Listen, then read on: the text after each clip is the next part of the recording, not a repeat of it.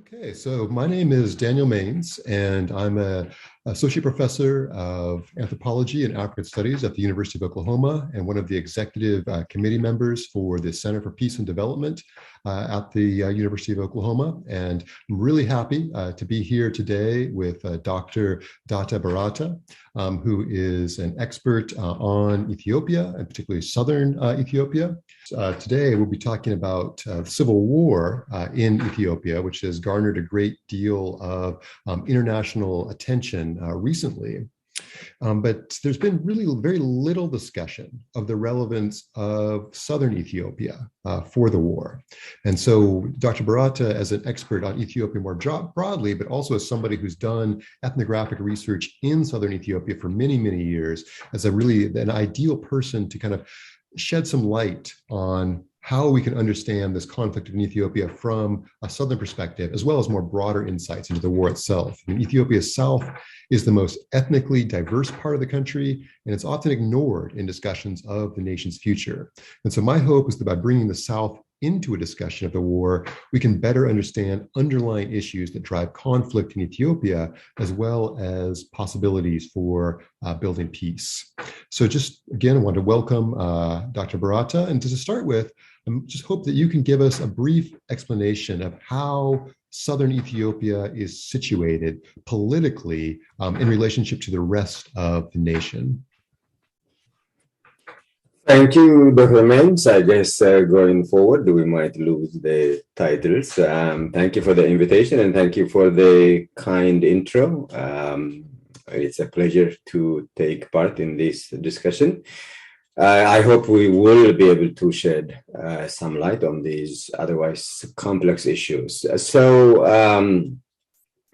To understand how Southern Ethiopia is situated politically currently, I guess one needs a brief look at the historical trajectory of the Ethiopian state, as you and probably many who might watch this might know, but just in case there are folks who are not too familiar with the history of Ethiopia. The current Ethiopia is built on an imperial heritage that emerged from the Ethiopian north and then expanded southwards.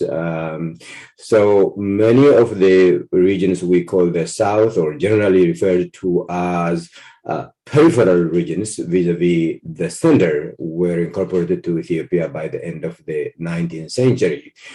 So that meant over the years, generally the center that controls or the politicians that control the central state generally came from the north or northern Ethiopia. So then the south remained marginalized in many ways. There are some, hopeful, encouraging changes, but there's still a long way to go. The South being, just like you mentioned in your intro, ethnically diverse. Obviously, there's, how each ethnic group is situated varies a bit, but most of these, nearly all, I'm sure in the course of our discussion, we will touch on some regional state issues and sort of current political demands and what have you, but still the general feature or one could observe is that many of these ethnic groups and, of course, constituent individuals are still engaged in intense struggles or to be treated as equal citizens, as individuals, as well as members of their respective ethnic groups. Yeah, no, I think that's helpful, just to kind of situate, as you said, the South as really being geographically, but probably even more so politically, the periphery of Ethiopia. And of course, economically, that's changed as many of the most important resources for the country, including coffee, to some extent others, agricultural products, but even mining products are sometimes found in the South. So economically, some of that peripheral dynamics, I feel like, has changed, but politically, still to a great degree marginalized because of that long history that you have nicely kind of outlined briefly there. So kind of building on that, I mean, what do you think that we learn from the history of Southern Ethiopia about the root causes of the civil war in Ethiopia? Obviously, that's a very complex issue, right. And the current, so Ethiopia has had many rounds of civil wars, as you might know, and the current civil war is fought in the north. We know that, but so in that regard, some things are obviously new about the current conflict that involves the Ethiopian central government led by Prime Minister Dr. Abiy, by the Tigrayan People's Liberation Front, TPLF, and then other partners, many regional and even international sort of stakeholders, should I say, but in the immediate ethnic terms, of course, the adjacent regions of Amhara and Afar are directly affected by this war. So I guess your suggestion, I mean, your question suggests taking a somewhat nuanced interpretation to this war than just to sort of accepting the commonly debated issues of this being a political struggle between dominant groups and so forth. So in that regard, especially for folks in the South, it might appear that this is sort of the North doing this usual thing. I mean, for much of Ethiopia's history, the wars that have devastated this country generally emerged in the North and usually involve either a sort of regional rivals or between a regional group and a central government. Historically, the central government has always been repressive, dictatorial, and intolerant in many ways. So for folks in the South, all of these kind of bring back some memories, but it's also not lost. I mean, the specifics also probably need to be highlighted here. So as again, many people know, the TPLF that emerged from the north fought against a very strong central government and became a central government and dominated that government for 27 years before Dr. Abiy came to power, propelled by popular rebellion and so forth.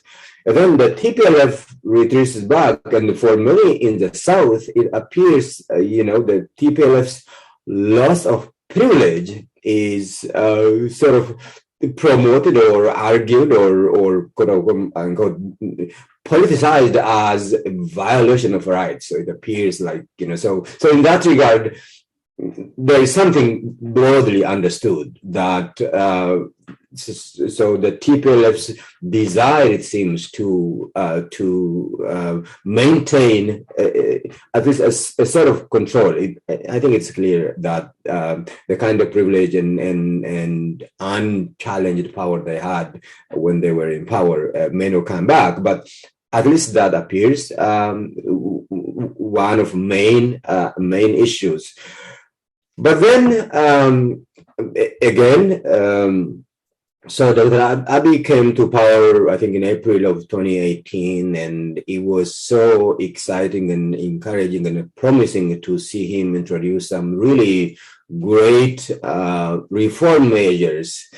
But then it seemed like he made a few mistakes or took some missteps, and some feel like it was his government was resorting back to what could be considered sort of the aggressive turn or the sort of, power consolidation and so forth.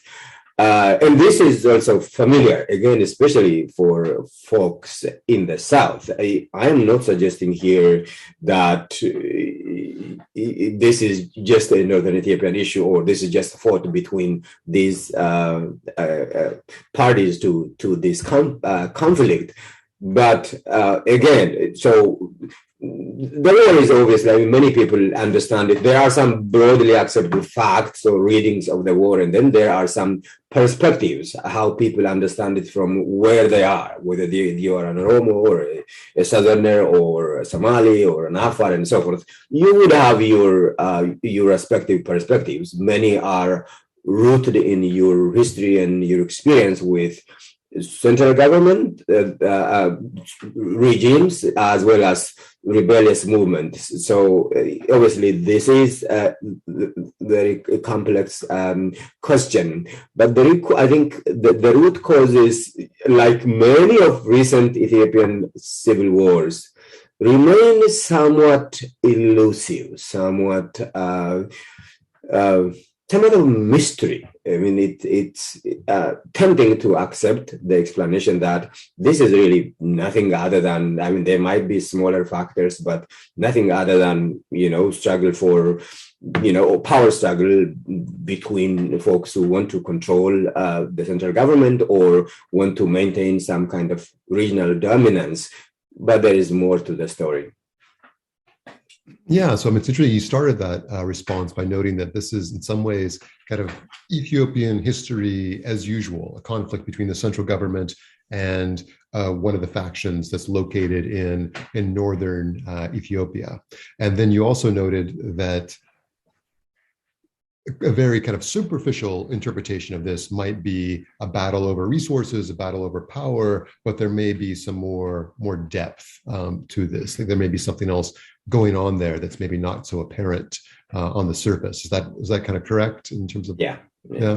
And kind of maybe building off that, thinking about that, one of the ways, particularly when we think about the international media, the way the international media has talked about and described this conflict, it often discusses the TPLF, Tigrayan people, as an ethnic minority within Ethiopia. And of course, they are not by any means the largest group in Ethiopia. I think roughly less than 10% of the population of Ethiopia is Tigrayan. But when we look at the South, the Southern, it's no longer the Southern nations and nationalities and peoples region because it's already beginning to break up. But if we just look at that part of the country, we see so many different ethnic groups. And I think the largest group would still be less than 5% of the population of the country as a whole. Is that right?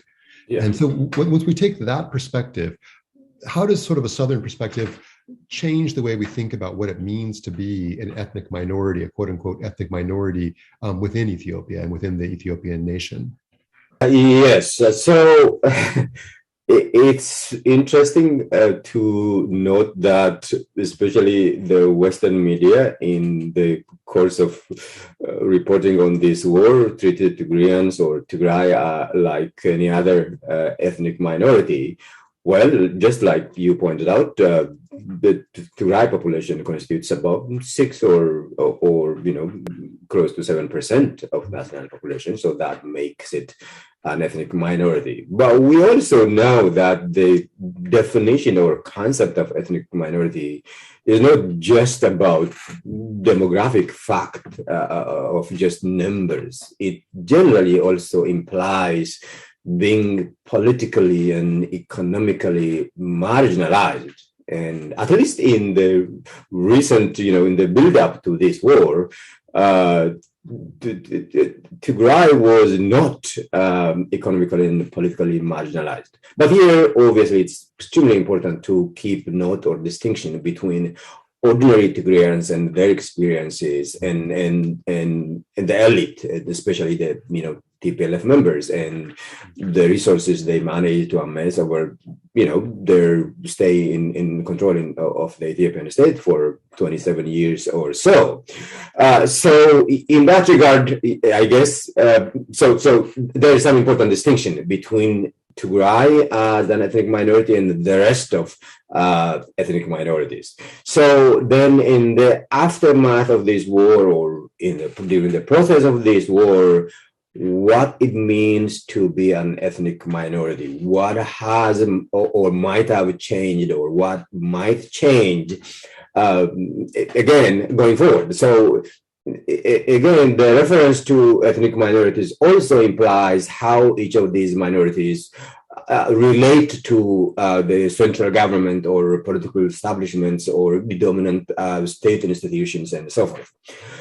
In that regard, just like I noted a minute ago, there are historically, so the South remained strictly an ethnic minority in a sense that meeting all of the criteria I have just mentioned in numbers as well as economic and political situatedness and so forth.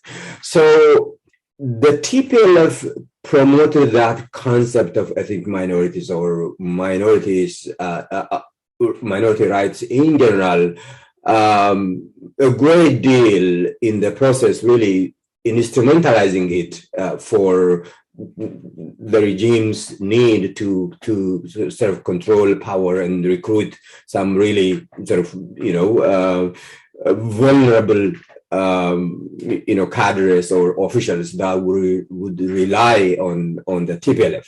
But then, of course, in the more recent, like I said, in the process of discussing this war, and especially when the Western media generally referring to partners, the TPLF as members of an ethnic minority, that point seems to be lost in general. So coming to the South, so while this Western obsession on Tigray as an ethnic minority, like I said, it is, but all attention is sucked away from underlying issues of historical injustice or addressing historical injustice or the state, how the state delivers or fails to deliver basic social services, or how it whether or not its allocation of resources are at least minimally equitable, and many folks in the South feel that this is still far from minimally even equitable, and how each ethnic group is treated under the new regime. This is still a subject of really fierce contestation. So what it means to be an ethnic minority under the new in the new context or under the new government, much still needs to be addressed. Still, we would see or feel like we see more continuity than change. Yeah. Maybe just to follow up, one of the interesting things you said was that under the TPLF, this category of the ethnic minority was instrumentalized. And I think I know what you're trying to say here, but maybe for those who are less familiar with Ethiopian context, you may say a little bit more about that. Like what did it mean to kind of instrumentalize this category of the ethnic minority under the TPLF led government?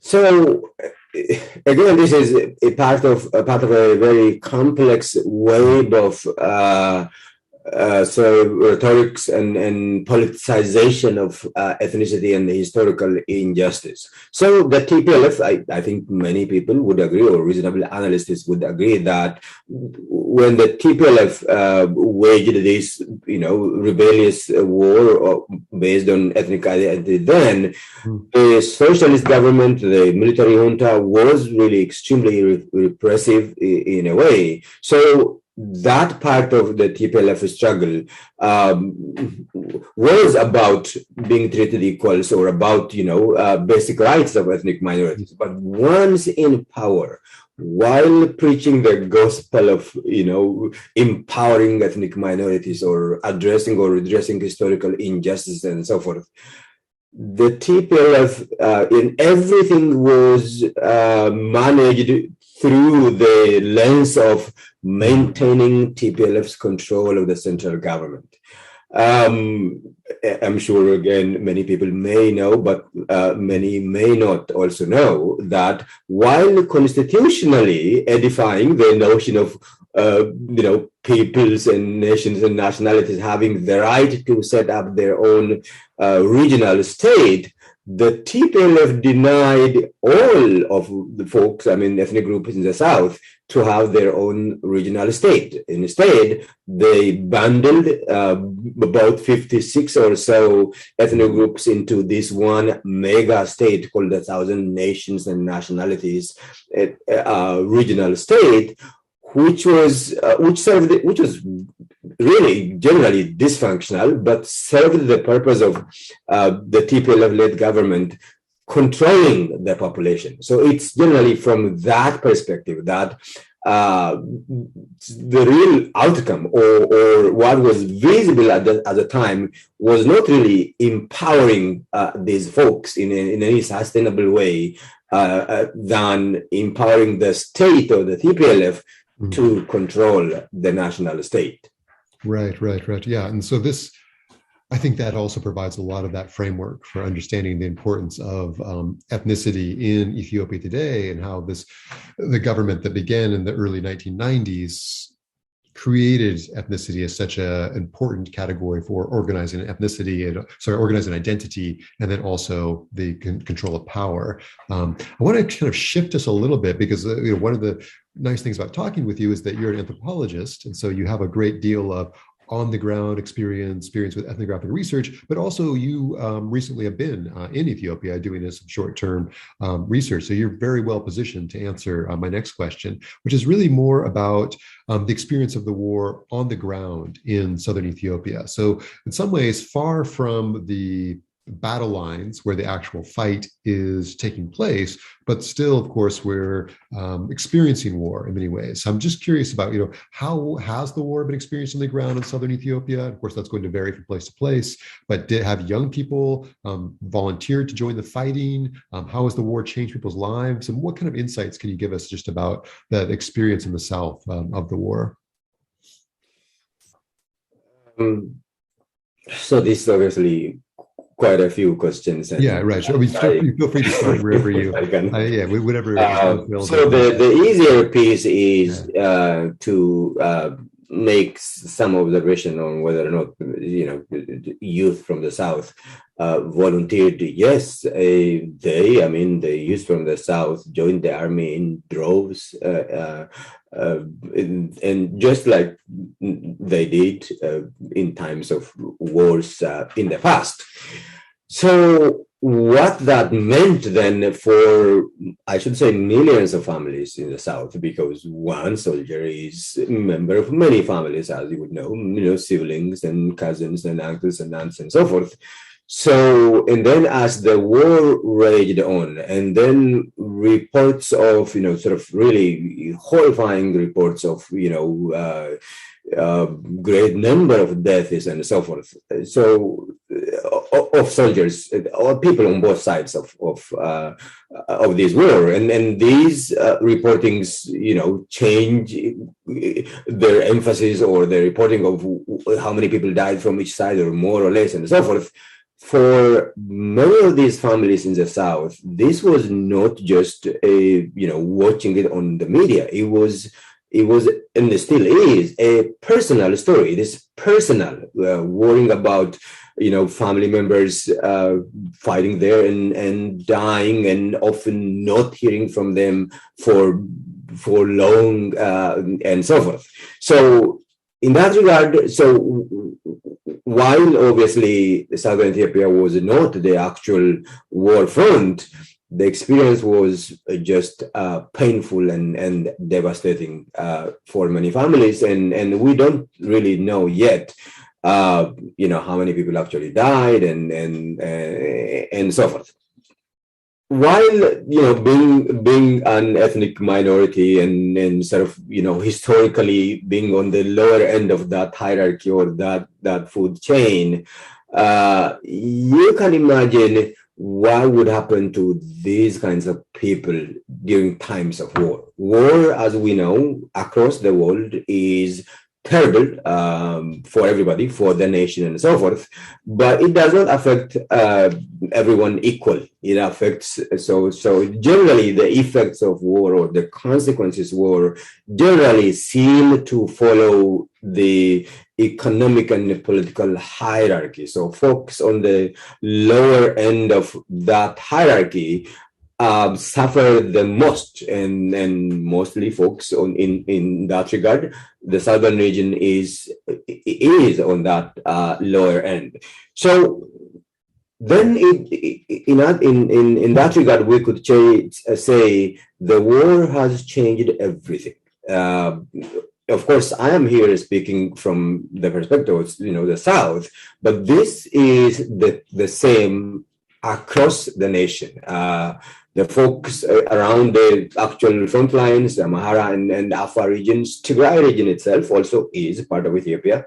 The worst part of the war seems to have been fought outside the Tigray region, so we can imagine how devastating. And while visiting Ethiopia recently, this past January, I had the chance to talk to many folks who have been to the front, and obviously I also traveled to the south and so forth. So the stories I gathered are, as one can imagine, deeply troubling. But again, this is still unfolding, one would say. The consequences of war on the ground, how this might change life going forward. Of course, the national state allocating resources, generally the resources allocated for the war are taken away from somewhere else. Again, that meant, especially, again, this is felt to greater or larger or smaller extent everywhere. But in the South, what I was able to observe and hear about is that the social services the state was supposed to provide were, even before sort of meager, and then they went from meager to almost non-existent, and people are left to kind of their own means, and the kind of social suffering, economic marginalization people feel after or as well as during this war is just difficult to describe, in short. Yeah, I mean, do you feel like, given that the level of suffering that people are experiencing, the lack of access to social services, what's the attitude in the South about the central government? I mean, you mentioned that many people volunteered to fight in this war. Is that because of support for the central government, or is that more of an issue of economic opportunity, that a job as a soldier is a way of earning an income? How are people, seeing their own relationship to the central government in this context? So the short answer to that question could be all of the above. It's very complex. So folks in the South, again, things change, attitudes, perspectives change over time.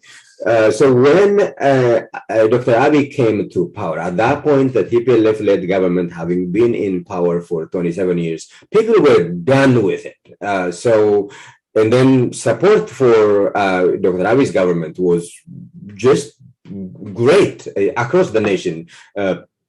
Obviously not, again, equal everywhere, but at least as far as I can tell, in the South, people were excited. His rhetoric is so appealing and so forth. Once the war broke out, then the choice came down to just two options.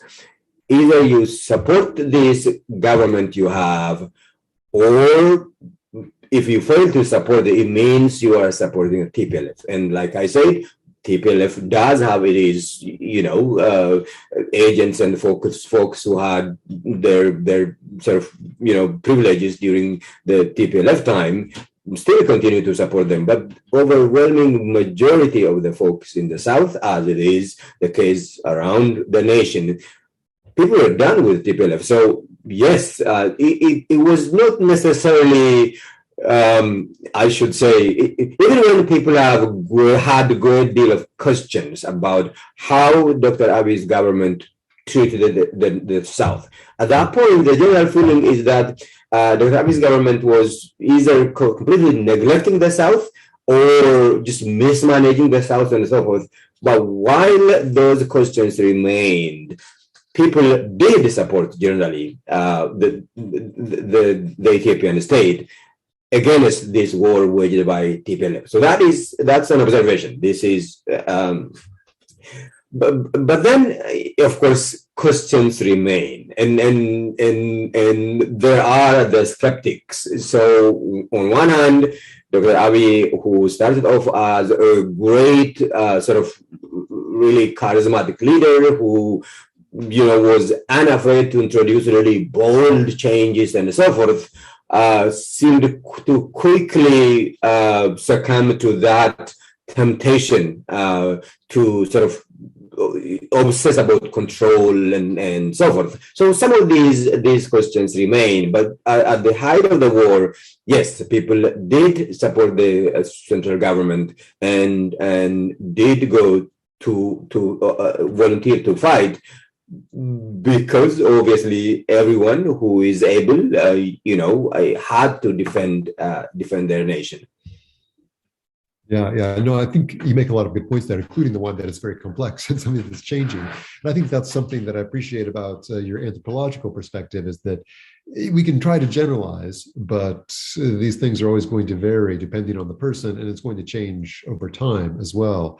And I kind of wonder about that. I mean, as an anthropologist, you've written 2 books in addition to all of your articles and chapters. And I know that your work covers a lot of different themes, ranging from politics to youth to identity to rural livelihoods to religion, spirituality. I mean, are there some...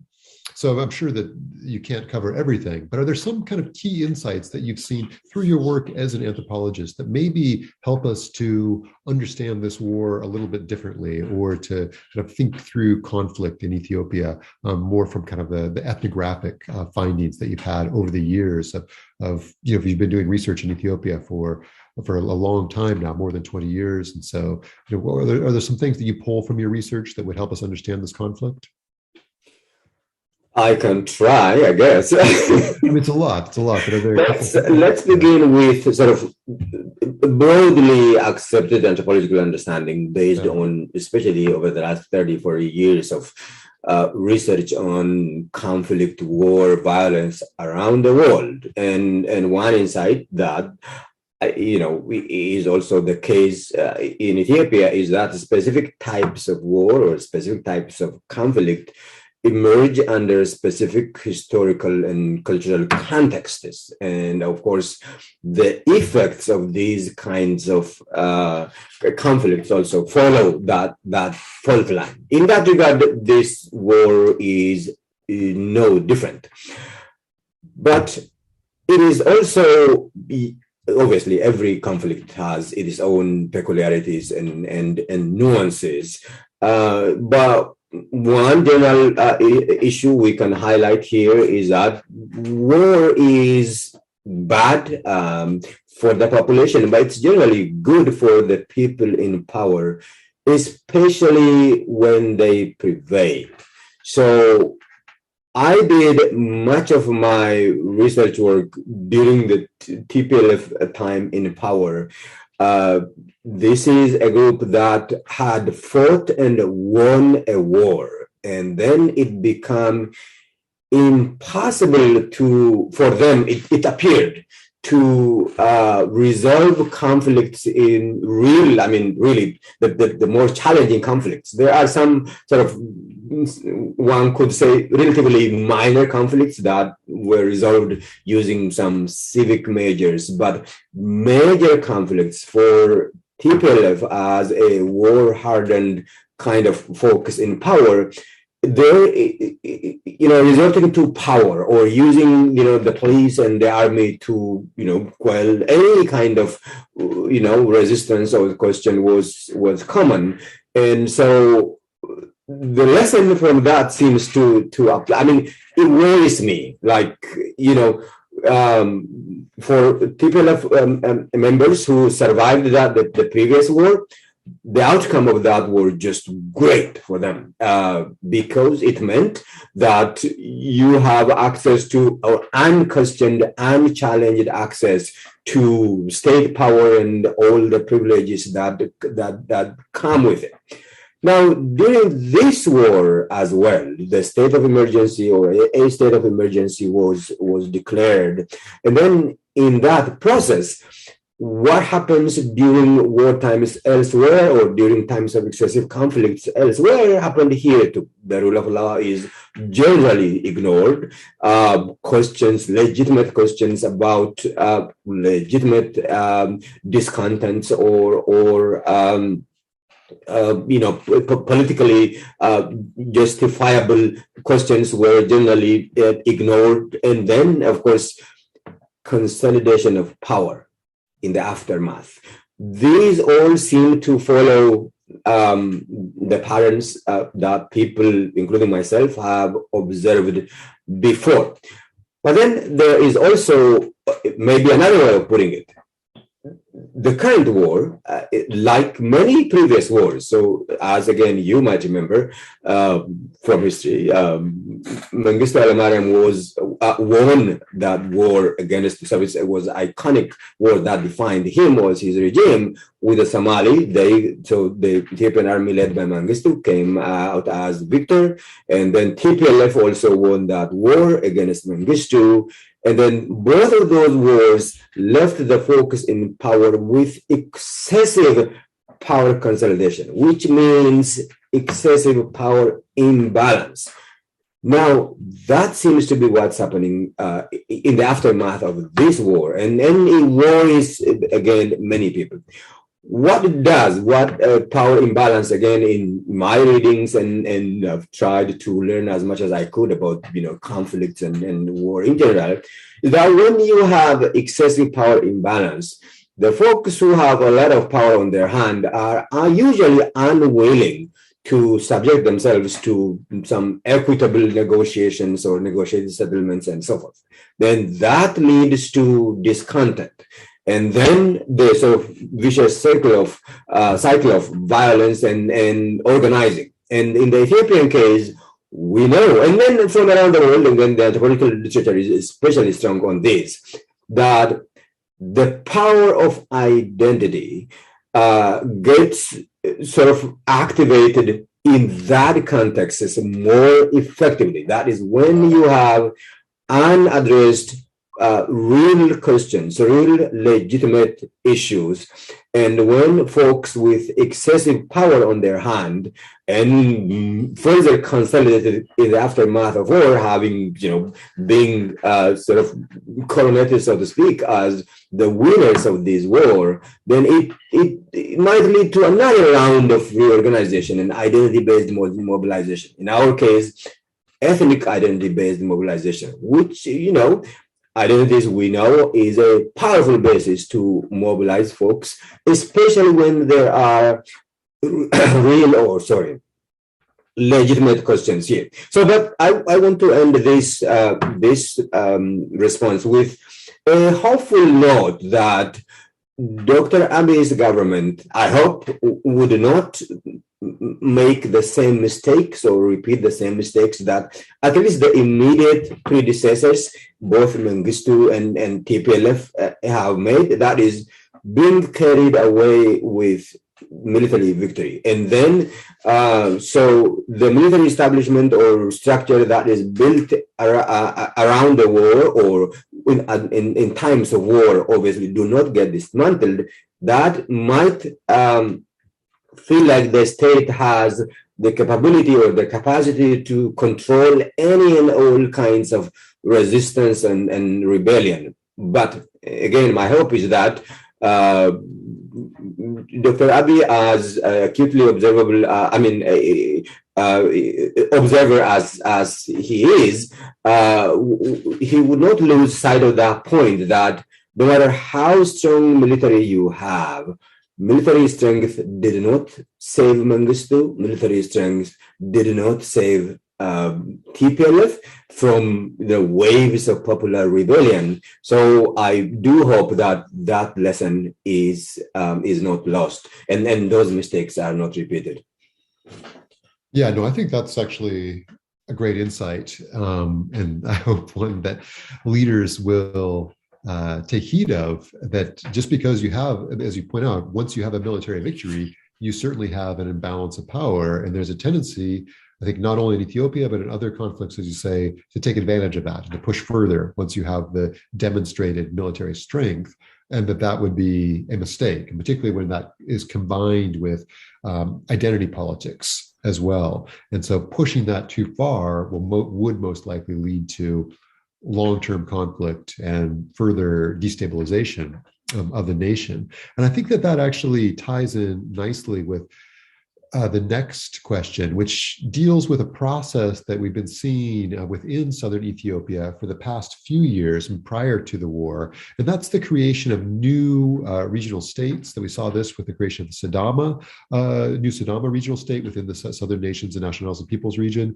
And then we're seeing again with newer regional states. I wonder if you could speak a little bit, maybe just briefly, about that process and what that looks like in Ethiopia, but then also what is the emergence of new regional states, the possible proliferation of new regional states? I mean, how does that fit with what you were just discussing in terms of imbalance of power? Do you think that these new regional states, will they impact the possibilities for long-term peace in Ethiopia? What are kind of the long-term implications of the shift of creation of new regional states for power relationships within Ethiopia, for peace building, peace maintenance within Ethiopia? Thank you. Extremely important question, especially looking forward or going forward. We know that what is the Constitution, that is the foundation of the government in Ethiopia. I guess the American Constitution starts with "we the people," and the Ethiopian Constitution replaces that with "we the nations, nationalities, and peoples of Ethiopia," which is, again, it's familiar to you as an anthropologist and Ethiopianist, I guess, but just in case there are people who are not too familiar, that is a somewhat arbitrarily ranked set of categories. So while the Constitution, having said "we, the nations, nationalities, and the peoples of Ethiopia," and generally in anthropological terms, these are simply Ethiopia's diverse ethnic groups.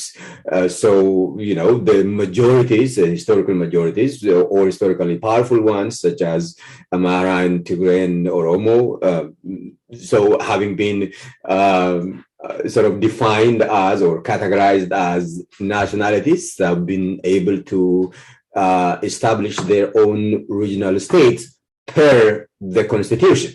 And then, of course, other regions such as Afar and Somalia also have their own regional states. But the nations, people, nationalities, and the peoples of the South have generally been denied that basic constitutional right during the TPLF time, not during Abiy's time. So then once the TPLF was pushed out of power, then people thought, okay, this is a time for us to enjoy what every other ethnic group is enjoying, that is setting up your own regional states and so forth. And here, the merits or otherwise of what is referred to as ethnic federalism in Ethiopia are debated. Obviously, there are no sort of silver bullets here, but the Constitution as it is does encourage people, does provide incentives for people to want to have the regional states. If you don't have the your own regional state that is based on ethnicity, you don't get fair share of, the national pie, so to speak. So then, in the South, then sort of zooming into the South, After Abiy came to power, the Sidama, for instance, broke away from the Southern nations nationalities after really a lengthy and bloody struggle. It shouldn't have taken that kind of bloodshed to allow folks to exercise their constitutional rights, unless you suspend the constitution. So the question for many in the South here is, why is it difficult for this government to treat folks in the South as equal citizens? And recently, you might have followed the news that after Sidama, then folks in the Southwest have established what's called the Southwest state. Again, this is another form of conglomerate. And there are lots of contentious issues here too, whether or not this modality is going to be sustainable, or it would provide a functional regional state as opposed to the previously dysfunctional. And then, of course, these are just a few of the many Southern nations, nationalities, peoples, diverse ethnic groups who have been struggling to establish their own regional states. In that regard, the region remains under, or while the war is raging in the north, the South has been militarily repressed. But it remains an extremely volatile situation. It could still erupt. We could still, and this is not my wish. And of course, obviously, my wish would be that heavy-handed military approach to legitimate questions coming from the people never provides you with a sustainable peace. So my hope is that, of course, on one hand, it will take a thoughtful approach to resolve this issue. There is no implying that this is a straightforward, easy question. But the ability of a modern government is obviously judged, or at least one of the basis of judging or evaluating the functionality or dysfunctionality of a modern government is its ability to resolve difficult issues or address historical injustices. So in that regard, the South is still intensely engaged in requests for regional status here, the Walaita, the Sidama, the Kambata, the Gamo, just to the Hadia, obviously, and the Grage and Silte, to name just a few, have already applied to the regional and central government per the constitution and have been denied that right. And the questions still remain. So my hope again here too is that rather than a military solution from a central government on one hand, and rather than an extremist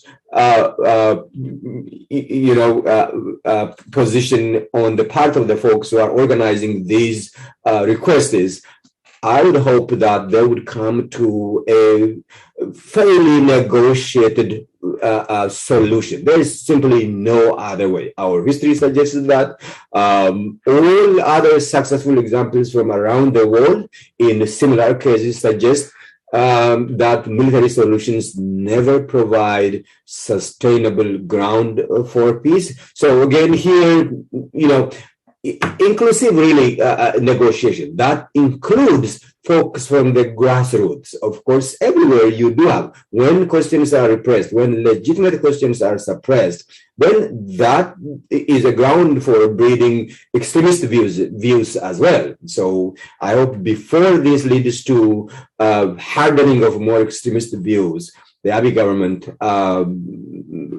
provides a negotiated solution to this issue. Yeah, it's tricky. I think, as you said, regional states, that's essentially having your own regional state is a way for a group of people, an ethnic group or a coalition of ethnic groups to access more power, to access more rights.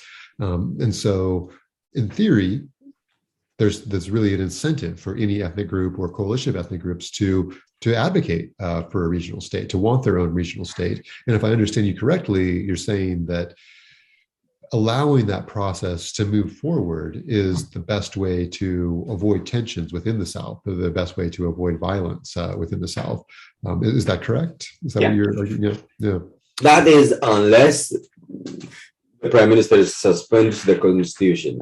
I guess here, perceptually speaking, it appears that when you allow some ethnic groups to have their regional state and disallow others, right, it amounts to being treated as unequals.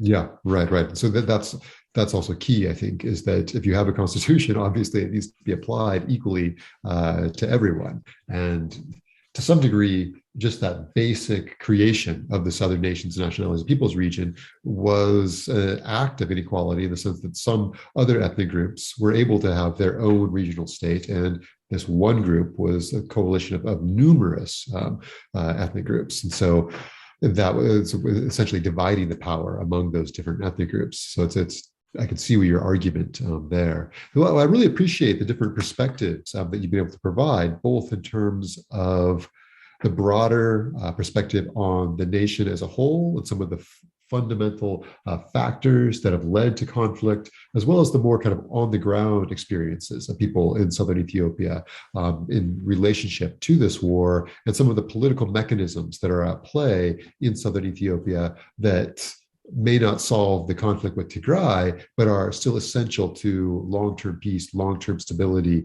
within Ethiopia, within the nation. And I just want to give you a chance, if you have any concluding thoughts, any final thoughts that you want to leave us with today. Thank you. This I hope this has been, for me, this has been an interesting discussion, and I hope many people will find it at least informative in many ways. Let me quickly re-stress one of the points I made in response to your previous question. Again, for people like me and who live, far away from Ethiopia and so forth, the idea is not to say support this side or that side, or encourage folks who are requesting regional states and so forth, or even allowing a regional state. So say now, there are 13 or so ethnic groups that have applied for their own regional states in the South. I am not suggesting that all of these should be allowed to have the regional states or disallowed to have regional states. I'm suggesting there has to be a workable, negotiated solution than the current approach the government is taking. That is, currently, the approach is just familiar. That is taking a military solution that is usually one kind of worsens the relationship between these communities and the state, which is the implications of which for long-term peace are key. So again, the emphasis is negotiated solution, not one side winning or the other side losing. That we know has been historically never sustainable. It's by way of concluding thoughts, maybe I could make note of a few maybe suggestions going forward. So obviously we know peace building is a complex process. It's a lengthy process. It takes lots of resources, lots of patience, being really kind-hearted and willing to compromise and so forth. When Dr. Abiy came to power in 2018, many folks, including myself, were so hopeful and expected a paradigm change of sorts in terms of how that nation is governed, in terms of definitions or approaches to peace and security and development and so forth. And like I have commented elsewhere, especially the first half of the first year was extremely promising. Dr. Abiy, took really encouraging, bold reform measures, and then past those 6 months or so, those sort of forward-looking paradigm change feeling approach to governance seemed to give way to the usual statist, or at least Ethiopian state regime's approach to sort of prioritizing state security, or the state's control of power.